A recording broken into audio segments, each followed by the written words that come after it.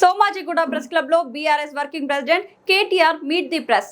గౌరవనీయులు Hyderabad press club అధ్యక్షులు సోదరులు విజయ్ కుమార్ రెడ్డి గారు, గౌరవ ఉపాధ్యక్షులు సోదరులు రాజేష్ గారు, అట్లాగే శ్రీమతి అరుణ అత్తలూరి గారు, గౌరవనీయులు జనరల్ సెక్రటరీ ప్రెస్ క్లబ్ సోదరులు రమేశ్వరి కుప్లా గారు, జాయింట్ సెక్రటరీలు హరిప్రసాద్ గారు, బాపురావు గారు, అదేవిధంగా కోశాధికారి అది కూడా రమేష్ గారే, అట్లాగే ఆల్ ద ఈసీ మెంబర్స్ పేరు పేరున అందరికీ నమస్కారం. సోదరులు రవికాంత్ రెడ్డి గారికి కూడా హృదయపూర్వకంగా నమస్కారం. Thank you.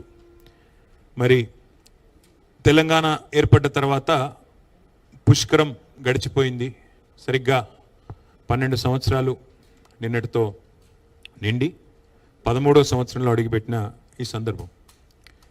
అయితే తెలంగాణ ఏర్పాటుకు సంబంధించి, తెలంగాణ రాష్ట్రానికి సంబంధించి కొన్ని ప్రత్యేకతలు ఉన్నాయి. మీ అందరికీ కూడా తెలుసు. ఎందుకంటే తెలంగాణ రాష్ట్రం అనేది ఏ ఒక్కరి వల్ల లేదా ఏ ఒక్క పార్టీ వల్ల ఏ ఒక్క సంస్థ వల్ల వచ్చింది అని మేము అనుకోవడం లేదు, అట్లాగే ప్రజలు కూడా అట్లా అనుకోవడం లేదు, దేశంలో ఎవరు కూడా అట్లా అనుకోవడం లేదు.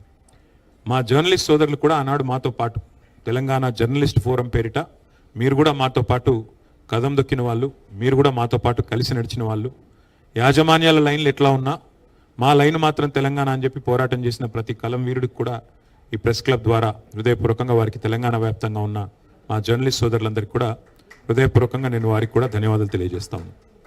సరే, రాష్ట్రం ఏర్పడి ఒక పుష్కరం అయింది.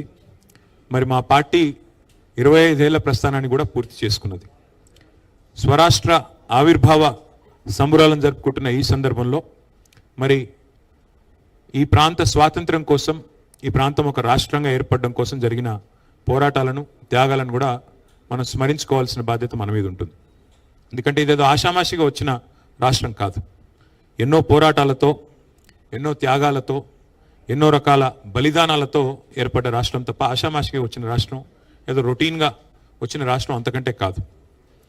ఇక ప్రతిసారి మనకు ఒకటి తెలుసు, 12 ఏళ్ళు అంటే ఒక జనరేషన్, ఒక తరం మారినప్పుడు స్వరం మారుతూ ఉంటుంది. తరం మారిన ప్రతి సందర్భంలో మనం చూసినట్టయితే కొత్త కొత్త ఆలోచనలు వస్తూ ఉంటాయి, కొత్త కొత్త మరి ఆవిష్కరణలు కూడా జరుగుతూ ఉంటాయి. కానీ ఉడుకు నెత్తురితో ఉరకలెత్తే యువతరం ఎవరైతే ఉన్నారో వారు ఒకటి గుర్తుపెట్టుకోవాలి.